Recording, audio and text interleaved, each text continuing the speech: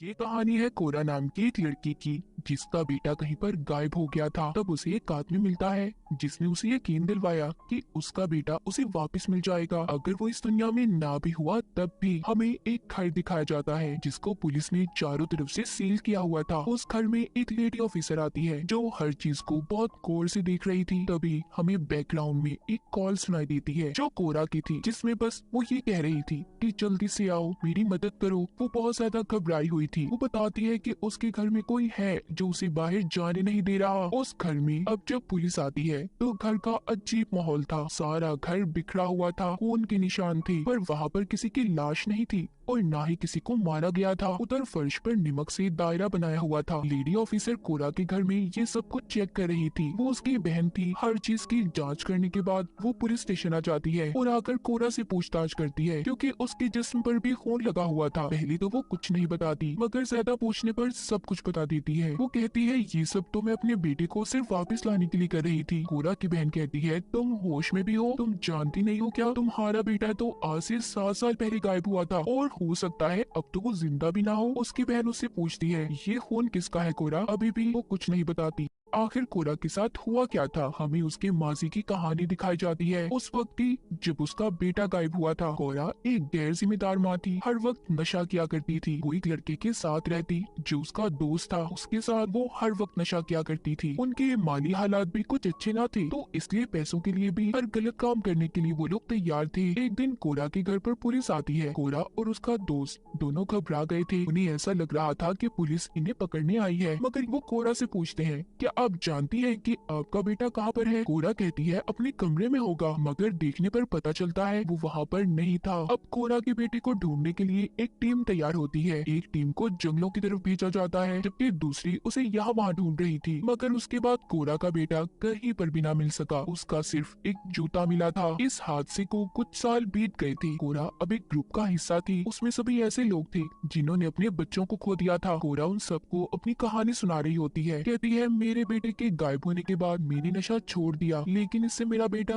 अब कभी वापस नहीं आएगा। वो अपनी मॉम के घर रहने लगी। वहाँ पर उसने अपने बेटे के लिए एक कमरा भी रखा हुआ था, क्योंकि कहीं ना कहीं उसे ऐसा लगता था कि उसका बेटा जरूर वापस आएगा। कोरा की बहन जो पुलिस ऑफिसर बन चुकी थी, वो भी कोरा से बात करने की कोशिश करती थी, मगर कोरा हर वक्त गुस्से में होती और अपनी बहन से सही से बात भी नहीं क्या करती थी। कोरा की इतनी जिंदगी के बारे में तो पता चल गया। अब सीन दोबारा से पुलिस स्टेशन पर शिफ्ट होता है। वहाँ पर उसकी बहन पूछती है कि कोरा ये खून किसका है? बताओ मुझे, तभी मैं तुम्हारी मदद कर सकती हूँ। यहाँ पर कोरा एबल नाम की आदमी के बारे में बताती है। वो बताती है एबल हमारे ग्रुप का हिस्सा था। एक दिन वो मुझसे कैफे में मिलने आया और हम दोस्त बन गए। एबल ने अपनी बेटी को खो दिया था, जो तालाब में डूबने की वजह से मर गई। उसकी लाश पुलिस को कुछ दिन बाद मिली। मुझे लगा कि एबल मेरी हालात को समझेगा, क्योंकि उसने भी किसी को खोया था। उसने मुझे बताया कि उसने अपनी बेटी को देखा है। ये सुनकर कोरा की बहन कहती है भला मरे हुए लोगों को कोई कैसे देख सकता है? कोरा क्या तुम अभी भी नशे में हो? वो कहती है नहीं। कोरा फिर से अपनी कहानी आगे बढ़ाती है। वो बताती है एक दिन मैं घर पर अकेली थी। एबल मेरे घर पर आया। उसने मुझे बताया कि उसके पास एक तरीका है जिससे वो मेरे बेटी को वापस ला सकता है। मैं उसे देख पाऊंगी, छू सकती हूँ, क्योंकि वो खुद भी अपनी मरी हुई बेटी को वापस लाने में कामयाब हुआ था। मुझे उसकी इन बातों पर यकीन नहीं आया। मैंने उसे अपने घर से निकाल दिया। उसकी बहन पूछती है कि कोरा एबल आखिर चाहता क्या था? वो बताती है कि उसने अपनी बेटी को दोबारा जिंदा किया था। वो काली दुनिया से उसे वापस लाया था। जब कोरा की बहन उससे पूछती है वो कैसे, उसके चेहरे पर डर था। कोरा बताती है उस जगह से जहाँ पर मरने के बाद लोग जाते हैं। उसकी बहन पुलिस ऑफिसर हंसने लगती है। कहती है ऐसा कैसे हो सकता है कोरा? मुझे खुद उसकी लाश मिली थी। मैंने उसकी बेटी को अपनी आंखों से देखा है मरे हुए। कोरा कहती है नहीं, तुम नहीं जानती। अभी जाकर उसका डेटा चेक करो। एबल की बेटी अब दूसरे शहर में रहती है। उसने अपनी बेटी का नाम भी बदल दिया। उसकी बेटी इस दुनिया में ही है। मैंने ये सब कुछ अपनी आंखों से देखा था। जब मुझे यकीन हो गया तो मैं एक दिन एबल से मिलने गई। उससे मैंने पूछा कि सब तुमने कैसे किया? एबल ने मुझे बताया कि ये सब एक औरत ने उसे बताया था, रिचुअल, जादू के बारे में। ये एक ऐसा जादू है जो कई दिन तक चलता है और अगर इंसान इसमें कामयाब हो जाए तो वो अपने मरे हुए बच्चों को वापस ला सकता है। बस इसको करते हुए इस पर यकीन होना चाहिए।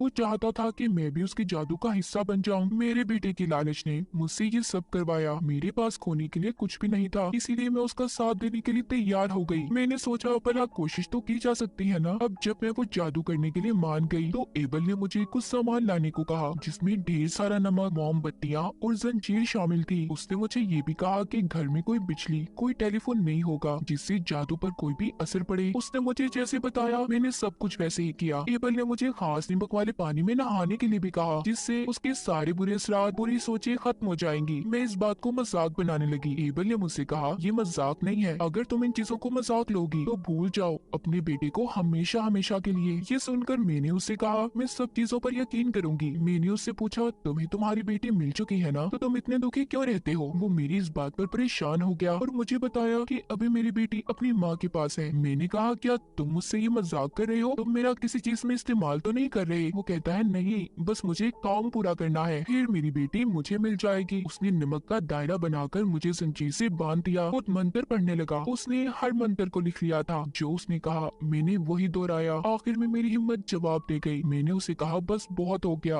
अब मुझे खोल दो। मगर एबल मंत्र पढ़ता रहा। उसने मंत्र पढ़ना बंद नहीं किए थे। अचानक से मैं हवा में तैरने लगी और एकदम से फर्श पर आ गिरी। मुझे भी यकीन हो चुका था कि सब हो सकता है, मैं अपनी बेटी को दोबारा हासिल कर सकती हूँ। अब अगला जादू का हिस्सा था इनविटेशन, बुलावे का। हम दोनों ने मिलकर मंत्र पढ़े। मेरा घर सारा हिलने लगा, मोमबत्तियां बुझ गईं और अचानक से सूरज भी गायब हो गया। मुझे कुछ अजीब महसूस होने लगा। मैं समझ गई थी हम लोग उस दुनिया का दरवाजा खोलने की कोशिश कर रहे हैं, जो कि एक जिंदा इंसान के लिए बहुत बड़ा खतरा है। सुबह को अगले दिन मेरा दोस्त आया जो मेरे साथ मिलकर नशा किया करता था। उसने जब मुझे और एबल को एक साथ घर पर देखा तो उसे लगा कि जैसे हमारे दरमियान में कोई रिश्ता है। उसने एबल के पर्स से पैसे चुराए और मुझे कड़वी बातें सुनाकर चला गया। अब हमारा अगला कदम था ग्रीफ, यानी कि गम। एबल ने मुझे बताया कि ये थोड़ा सा मुश्किल है, पर मैं इस चीज के लिए भी तैयार हो गई। हमने अपना ये काम शुरू किया। ये सब करते हुए मैं अपनी पुरानी यादों में चली गई। जिस दिन मेरा बेटा गायब हुआ था, मैंने अपने विजन्स, ख्यालों में देखा कि वो मेरे पास आया। उस वक्त मैं नशे में थी, इसलिए मैं उसे कुछ भी नहीं कह पाई। मेरा बेटा गुस्से में घर से बाहर चला गया। मैंने अपने विजन्स, ख्यालों में देखा कि एक वैन वाला उसे अगवा कर ले जा रहा है। मैंने उसे बचाने की कोशिश की, मगर मेरे पीछे एक काला साया था जो मेरे गम और गुस्से की परछाई थी। वो परछाई मुझे उस जगह पर ले गई जहाँ पर किडनैपर ने मेरे बेटे को अगवा किया हुआ था। जब मैंने अपने बेटे को ऐसे हाल में देखा तो मैं चिल्लाने लगी, मगर तभी एक खौफनाक डिमन ने आकर मेरे मुंह पर हाथ रख लिया। उसने मुझसे कहा कि तुम अपने बेटे को दोबारा हासिल करना चाहती हो तो खुद पर काबू पाना होगा। सीन पुलिस स्टेशन पर शिफ्ट होता है। कोरा अपनी ये कहानी अपनी बहन ऑफिसर को बता रही थी, मगर उसका इन सब बातों पर यकीन कर पाना बहुत मुश्किल था। वो कहती है, कोरा, क्या तुम अभी भी नशे में हो? वो कहती है, मैं झूठ नहीं बोल रही, मैंने उस रिचुअल के जरिए ये सब कुछ देखा। उस किडनैपर ने मेरे बेटे के साथ बहुत बुरा किया। अब तुम्हारी जिम्मेदारी है मेरे बेटे को ढूंढना। कोरा की बहन ऑफिसर तो यहाँ से चली जाती है। अब उसके पास एक लेडी ऑफिसर आई थी जो बताती है कि हाँ, कोरा सच कह रही है, एबल की बेटी जिंदा है जो अपनी माँ के साथ रहती है। ये सुनकर कोरा की बहन परेशान हो गई थी। अब यहाँ से कहानी फिर से पीछे जाती है। जिस दिन एबल के साथ कोरा के रिचुअल का आखिरी दिन था, एबल कोरा से कहता है कि आज हम सौदा करने वाले हैं, मगर उसने कोरा को ये नहीं बताया था किस चीज का सौदा। वो कोरा को बताता है कि कुछ भी हो जाए, दायरे से बाहर मत निकलना, और अगर कोई भी असूल तोड़ा सब कुछ गलत हो जाएगा। आज एबल को जंजीरों से बांधा जाना था। कुछ देर के बाद ऐसा लगता है कि जैसे किसी अजीब काली ताकत ने एबल को पोजेस्ड अपने कंट्रोल में कर लिया है। तभी उसके मुंह से अजीब सी चीजें भी बाहर निकलने लगी थी, जिनमें हड्डियां, बाल और खून शामिल था। ये सब देखकर कोरा डर से चिल्लाती है। उसने दायरे को तोड़ दिया था और डर कर बाहर आ जाती है। कुछ देर के बाद जब वो दोबारा घर के अंदर गई तो एबल जमीन पर भी जान पड़ा हुआ था। उसने अचानक से कोरा पर हमला कर दिया। साथ ही कहता है, तुमने सब कुछ बर्बाद कर दिया, मैंने तुम्हें मना किया था ना। मगर अचानक से किसी काली ताकत ने एबल को अंधेरे में खींच लिया था। अब वो काली ताकत कोरा के पास आती है और उससे ये रिचुअल पूरा करने का कहती है, और ये भी कहती है कि अगर उसने ऐसा ना किया तो अपने बेटे को भूल जाए। कोरा अभी भी यहाँ पर समझ नहीं पाई थी। एबल ने जो उसको कहा था वो किसी और का नहीं बल्कि कोरा का सौदा करने वाला था, एक शैतान से। अगले रिचुअल के हिस्से में वो अभी बकरी लाती है। उसने उसे कमरे में बंद कर दिया था। जब रिचुअल जादू को पूरा करने वो दोबारा से कमरे में आई। इस बार मंत्र पढ़ती अपने विजन्स ख्यालों में अजीब से खेतों में पहुंच गई थी। वहाँ पर उसे एबल मिलता है जो उसे मांस गोश्त खाने का कहता है और ग्लास में खून पीने को देता है। ये सब कोरा को करना था, जिसके बाद ही वो अपने बेटे से मिल पाएगी, मगर उसके लिए ये सब कुछ करना बहुत मुश्किल था। एबल को उसकी इन हरकतों पर बहुत गुस्सा आता है। वो यहाँ पर कोरा को बताता है दरअसल उस काली ताकत को अपने लिए एक जिस्म चाहिए था, वो तुम्हारा जिस्म था। अगर ऐसा होता तो मैं अपनी बेटी से मिल पाता, मेरा ये रिचुअल पूरा हो जाता। मगर कोरा तुमने सब कुछ खराब कर दिया, क्योंकि एबल तो खुद ही अपने काली जादू की वजह से मर चुका था। कोरा वापस से अपनी असल दुनिया में आ जाती है, जहाँ पर एक शैतान यानी कि वो काली ताकत जिसको एबल जिस्म देना चाहता था, वो कोरा के पीछे होता है। कहता है कि अगर तुमने मुझे जिस्म ना दिया तो तुम्हारा बेटा बहुत मुसीबत में होगा। कोरा अपनी बेटी को वो किसी भी तरह हासिल करना चाहती थी, वो इसीलिए अपने उस दोस्त को कॉल करके घर बुलाती है, जिसके साथ अक्सर वो नशा किया करती थी। वो जब उसके घर आया तो धोखे से कोरा ने उसे शैतान के आगे फेंक दिया, मगर शैतान को उसके दोस्त का नहीं कोरा का जिस्म चाहिए था। वो अब उसके पीछे था। कोरा पागलों की तरह अपनी जान बचाती घर में यहाँ वहाँ घूम रही थी और पुलिस को कॉल करती है कि मेरी मदद करें, मैं मुसीबत में हूँ। और ये वही सीन था जो हमने शुरू में सुना था। कहानी दोबारा से प्रेजेंट में आती है, जहाँ पर कोरा से उसकी बहन ये कह रही थी कि जब तक सही तरह तुम्हारे केस की जांच पड़ताल नहीं हो जाती, तुम्हें पुलिस स्टेशन में ही रहना होगा। कोरा अपनी बहन को समझाती है कि शैतान मेरे पीछे है, वो मेरे बेटे के बदले मेरी जान ले लेगा। मगर उसकी बहन को ऐसा लग रहा था कि कोरा जेल में महफूज है और वो ये सब नशे में बोल रही है। कोरा को पता चल जाता है कि उसका